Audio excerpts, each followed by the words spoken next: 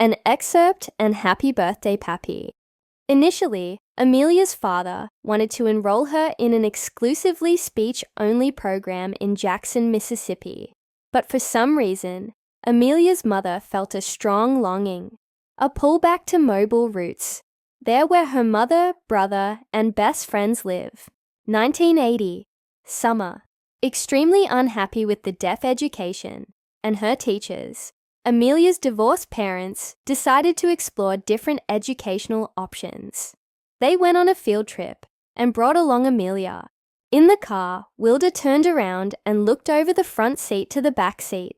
Amelia, this is one of the two schools we will look at, the deaf school and the oral school.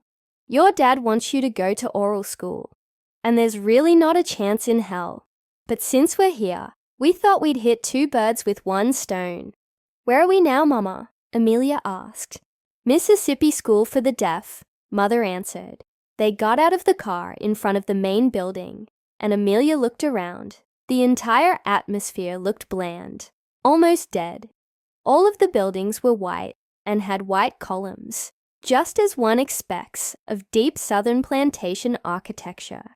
The plants, trees, and flower beds were bare, just bed of grasses. Nothing fancy to look at. Amelia was not at all impressed. As soon as they got out of the car, the heat hit Amelia hard. The heat! Nothing else formed in Amelia's mind but this goddamn unbearable heat. The sun shone so brightly, it nearly blinded her. They entered the main building, and it appeared to be one huge lobby, just as you'd see in a hotel receptionist area. Chairs, cigarette ashtrays, plants, and half of a wall across the room. The ceiling-to-floor window room divider had a curtain drawn open, and in there was a woman behind a desk plaque spelled out, Secretary? Mama, does that mean? Amelia pointed to the plaque and gestured, as one would write down notes and answer telephones and put away papers in file drawers. Wilda confirmed that to be correct. On the walls surrounding Amelia, she spotted varying sized frames, between 5 by 3 foot to 5 by 4 foot, hung neatly in rows. In the pictures were rows of young adults in some kind of attire. Carefully, she observed all the faces of these young adults, and she immediately noticed something was just off. The young white women were just ordinary and white, just like her mum, but the young black men had hair unlike the ones she'd seen in her street at home. They wore their hair neither braided nor hidden away in a do-rag, but instead combed up high and wide. The young men wore black jackets with a bow tie and a white shirt, and the young women wore off-shoulder dresses, but the pictures were cropped, so Amelia wasn't able to know anything more than that. Amelia noticed the young white men were no greater in numbers than she could count on her fingers, and that went for the young black women as well. Just where are they? She asked herself. Why aren't they in the pictures? Amelia wasn't sure what to make of the situation. Amelia felt a tap on her shoulder, turned around to see who it was, and she was greeted by a black man. He introduced himself in sign language as the superintendent of the school. Amelia noticed his hair was also high and wide, just like in the pictures.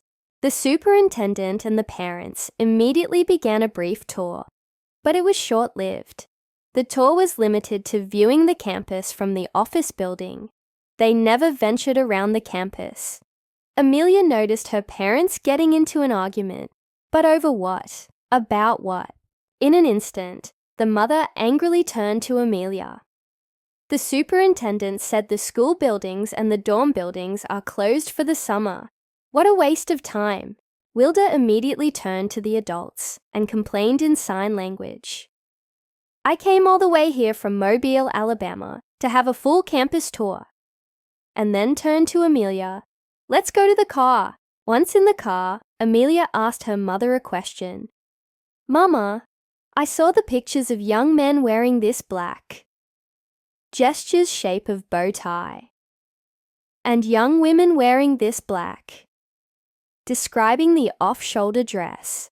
That's the graduation picture. You will dress like this when you finish high school." Mother beamed with pride.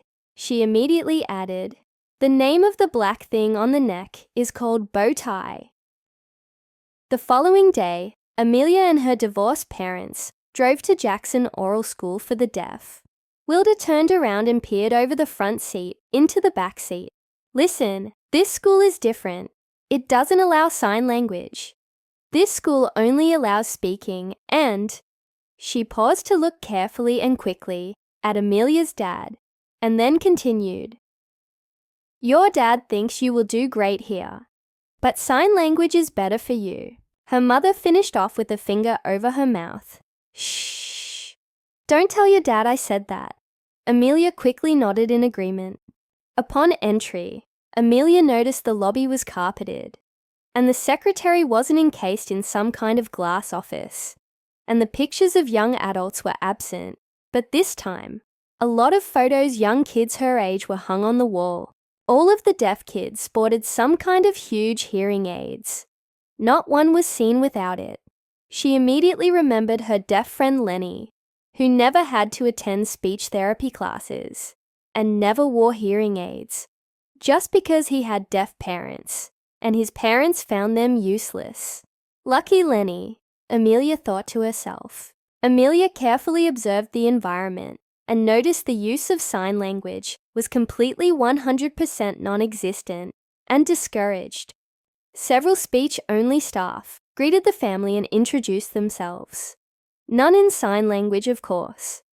Amelia totally missed what they said, so she turned to her mom. What did they say? The mother immediately turned to Amelia's dad. "This is a waste of time. Amelia needs sign language. By being here, she'll fall farther behind trying to catch up." Amelia's dad squirmed uncomfortably and excused himself to the anti-signers. "Well, if Amelia didn't understand you right from the start, there'd be no chance she'd be able to catch up. It was nice to meet you, though. Thank you for your time."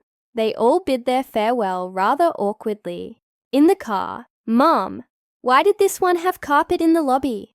But the deaf school didn't. And they didn't have a lot of black kids, Mom." Amelia's mother turned a puzzled look to her in the back seat. Amelia, that's a good observation. Carpet absorbs sounds, and that's to help the deaf kids hear the adults better. The hard floor bounces off sounds and makes it harder for the deaf kids to hear and understand the adults. Second thing, this school is a private school, and not a lot of blacks can afford it. But nonetheless, the whole day turned out to be a failure. The divorced parents reached Amelia's dad's house, and Wilda sat down. "Amelia, you'll spend some time with your grandparents, and your dad will take you there in few minutes." "But Mom, they don't know sign language, and none of my cousins do. They just gesture or sit and stare. It's boring up there." Amelia wailed. "Use pencil and paper to talk with your family. Now you understand why it's important to read and write every single day. There are far more hearing people than deaf, and not all of them know sign language. Happy birthday, Pappy. I love you, and I still don't know where you're buried."